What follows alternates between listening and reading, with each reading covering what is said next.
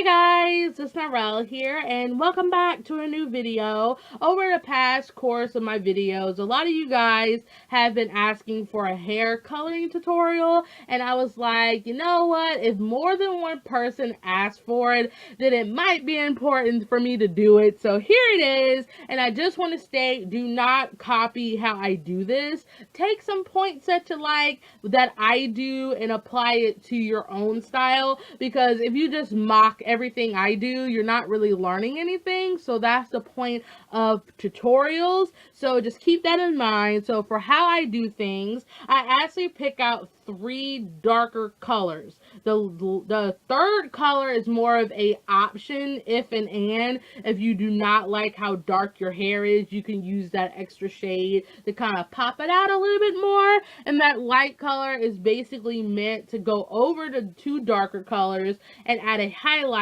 while blending the other 2 colors together to kind of make the hair be cohesive with each other. So yeah, so I technically explained all of that, so I can flip to the back and just to finish my color pencil work, I tend to color over it with a colorless blender marker because it works like a charm. So if you want Prismacolors to look a little bit more smooth, buy a colorless blender marker because it is just amazing. So I'm going to swatch these colors out for you guys because I know how people are with visuals, and I am more of a visual learner, so this helps me a ton. So I'm going to be using the reds because I love reds and Prismacolors. And yeah, if you guys don't know, I'm going to use the Prismacolor coloring pencils for you guys because those are the color pencils that I've been using in most of my artwork. I do have Crayola and such, but this is more of a tutorial, not a comparison. So I'm not going to be using 2 different color pencil brands. I'm just going to use the brand that I use,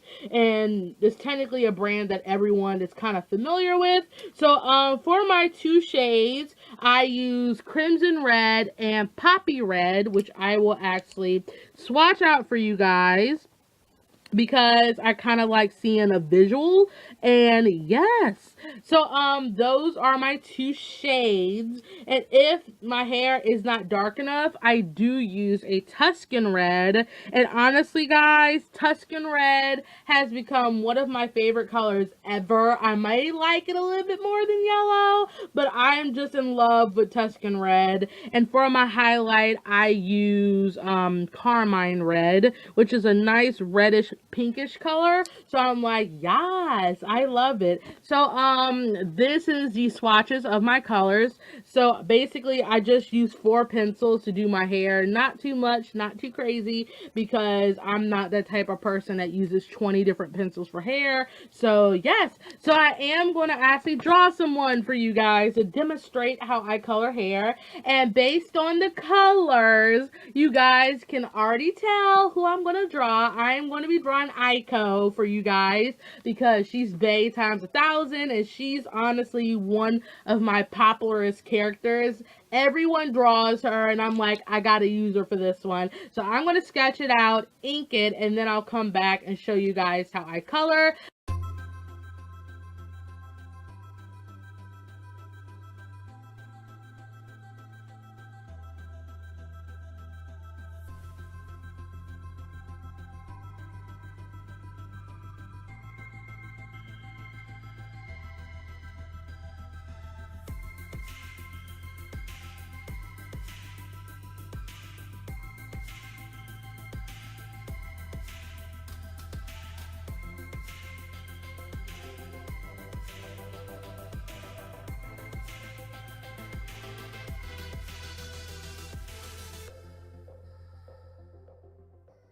Alrighty, so as you can see, I already colored in one of her buns to kind of give you guys an example of how the hair is going to look like. So I'm going to get into the explanation part, which is going to be the part I struggle at because I'm not good with explaining myself. So hopefully I make a lot of sense to you guys. So I'm going to use my Carmine Red, Crimson Carmine, I don't remember the name of it anymore, but I'm going to use this color to place my base shade. So I'm just going to do her bangs here because it's the largest area on the hair.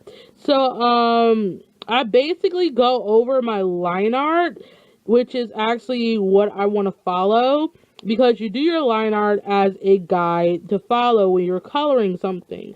So that's the reason why with my line art, I keep it simple, because I really want my coloring to pull my pictures out rather than the line art. You guys may be different. You guys may like like having detailed line arts, but that's just not for me.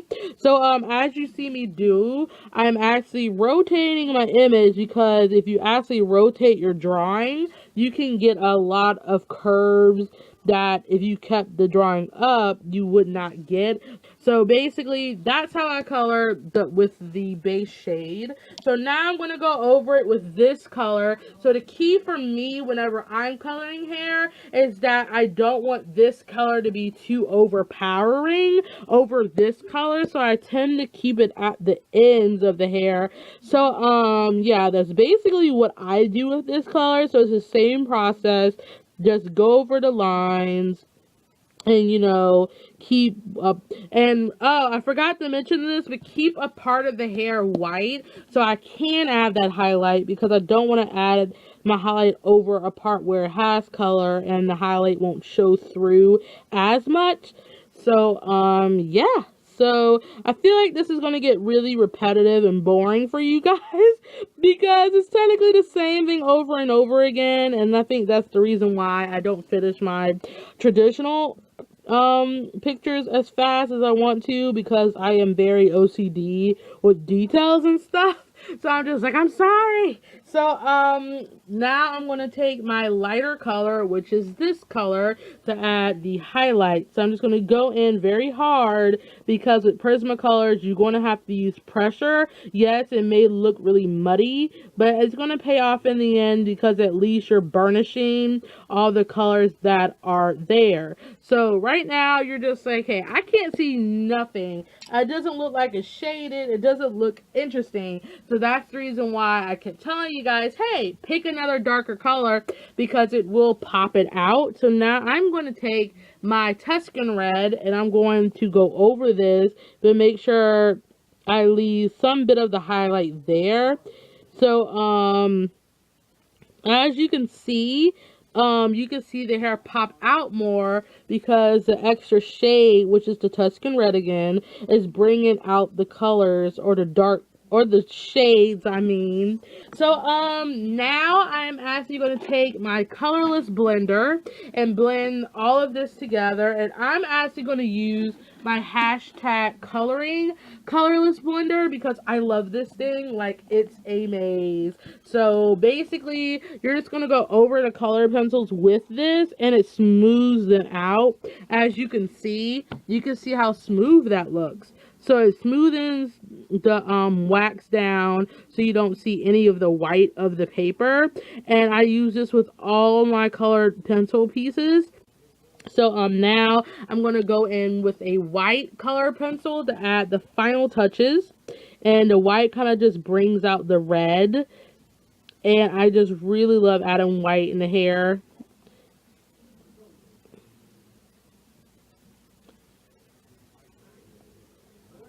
And then I'm going to go back over this with white, because I feel like the colorless blender kind of dulled it out.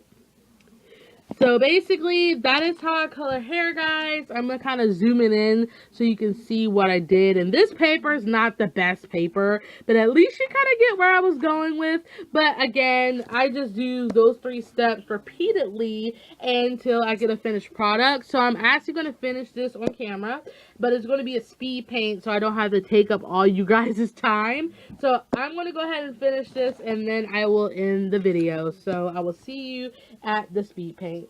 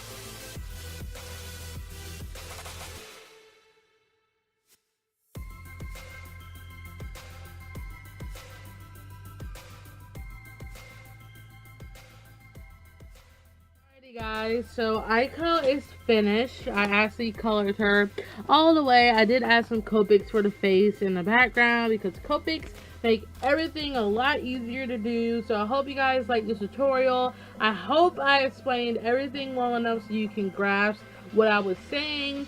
And yeah, so if you like this video, give me a like down below. Give me a comment on what you think. And thank you guys for watching, and I will see you in my next one. Bye!